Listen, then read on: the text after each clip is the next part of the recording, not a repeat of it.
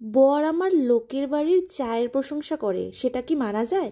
তাই বাড়িতে এসে বলল খুব ভালো একটা মশলাটি খেয়ে এসেছি। আমিও তেমনি কোমর বেঁধে নেমে পড়লাম মশলাটি করার জন্য। গোলাপের পাপড়ি, আদা, জায়ফল, জয়িত্রী, লবঙ্গ, এলাচ, দারচিনি যা ছিল হাতের সামনে সব দিয়ে দিয়েছি। সবগুলোকে গরম করে একটু থেতে নিয়েছি হামল দিস্তায়। তারপরে দুধ দিয়ে, চা পাতা দিয়ে, অল্প একটু মশলা দিয়ে, জাগেরি পাউডার মানে গুড়ের পাউডার আর কি দিয়ে দিয়েছি। বরমশাই আবার চিনি অ্যাভয়েড করেন, তাই এইভাবে তৈরি করে দিলাম। আর চলুন বরমশাইকে দিয়ে দেখি কি বলে। হ্যাঁ, দুটো টোস্ট বিস্কুট দিয়ে মারাত্মক।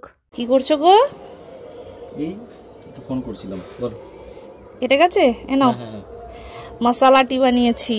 মশলাটি? বাহ, দারুণ দেখতে হয়েছে তো। চায়ের আবার দেখতে। খাও।